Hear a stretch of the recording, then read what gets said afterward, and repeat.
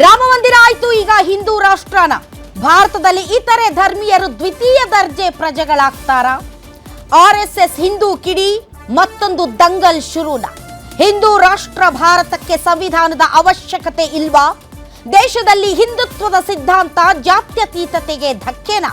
ಸಂವಿಧಾನದ ಬಗ್ಗೆ ಮೋಹನ್ ಭಾಗವತ್ ಸ್ಫೋಟಕ ಮಾತು. ಭಾರತಕ್ಕೆ ಸಂವಿಧಾನದ ಅನುಮೋದನೆ ಬೇಕಾ ಅಂತ ಪ್ರಶ್ನೆ. ಸೂರ್ಯ ಪೂರ್ವದಲ್ಲಿ ಉದಯಿಸುವುದು ಎಷ್ಟು ಸತ್ಯವೋ, ಭಾರತ ಕೂಡ ಹಿಂದೂ ರಾಷ್ಟ್ರ ಎಂಬುದು ಅಷ್ಟೇ ಸತ್ಯ.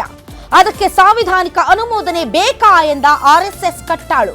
ಆರ್ಎಸ್ಎಸ್ ಮುಸ್ಲಿಂ ವಿರೋಧಿ ಎಂಬುದು ಶುದ್ಧ ಸುಳ್ಳ, ಸತ್ಯನಾ? ಆರ್ಎಸ್ಎಸ್ ಶಾಖೆಗಳಲ್ಲಿ ಏನಾಗ್ತಿದೆ? ಭಾಗವತ್ ಸವಾಲು ಏನು? ಸಂಘದ ಬಗ್ಗೆ ತಪ್ಪು ಮಾತನಾಡೋರಿಗೆ ಎಚ್ಚರಿಕೆ ಕೊಟ್ರ? ಇದು ಹಿಂದೂ ಯುದ್ಧನ, ದೇಶ ಪ್ರೇಮನ ಅಥವಾ ದ್ವೇಷನ?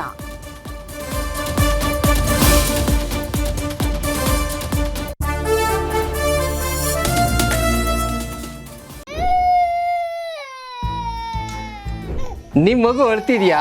ಹಾಗಾದ್ರೆ ನಿಮ್ಮ ಮಗುವಿಗೆ ಜೀನಿ ಸರಿ ಇಟ್ಕೊಡಿ. ಯಾಕಂದ್ರೆ ಜೀನಿ ಸರಿ ಇಟ್ಟು ನಿಮ್ಮ ಮಗುವಿಗೆ 100% ಸರಿಯಾದ ಆಹಾರ. ನಿಮ್ಮ ಮಗು ನೆಮ್ಮದಿಯಾಗಿ ನಿದ್ದೆ ಮಾಡಬೇಕಾ, ದಷ್ಟಪುಷ್ಟವಾಗಿ ಬೆಳಿಬೇಕಾ? ಹಾಗಾದ್ರೆ ಜೀನಿ ಸರಿ ಇಟ್ಟು ಕೊಡಿ. ಎಲ್ಲಾ ಮೆಡಿಕಲ್ ಶಾಪ್ಗಳು, ದಿನಸಿ ಅಂಗಡಿಗಳು, ಸೂಪರ್ ಮಾರ್ಕೆಟ್ಗಳಲ್ಲಿ ಲಭ್ಯ. ಕೋಲ್ಕತ್ತಾದ ಆರ್ಎಸ್ಎಸ್ ಕಾರ್ಯಕ್ರಮದಲ್ಲಿ ಆರ್ಎಸ್ಎಸ್ ಚೀಫ್ ಮೋಹನ್ ಭಾಗವತ್ ಅವರು ಆರ್ಎಸ್ಎಸ್ 100 ವ್ಯಾಖ್ಯಾನ ಮಾಲಾ ಕಾರ್ಯಕ್ರಮದಲ್ಲಿ ಏನು ಮಾತಾಡಿದ್ದಾರೆ ಹಿಂದೂ ರಾಷ್ಟ್ರಕ್ಕೆ ಸಂಬಂಧಪಟ್ಟಂತೆ ಬನ್ನಿ ನೋಡೋಣ.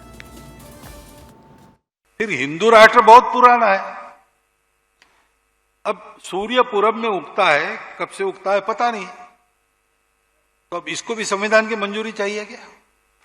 हिंदुस्तान हिंदू राष्ट्र है भाई.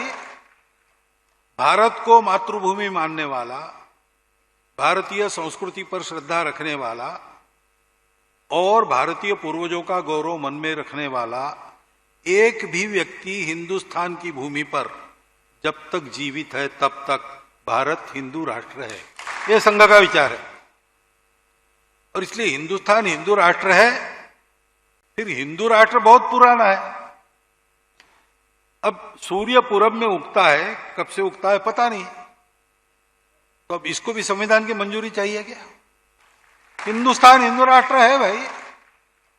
भारत को मातृभूमि मानने वाला, भारतीय संस्कृति पर श्रद्धा रखने वाला और भारतीय पूर्वजों का गौरव मन में रखने वाला एक भी व्यक्ति हिंदुस्तान की भूमि पर जब तक जीवित है तब तक भारत हिंदू राष्ट्र है.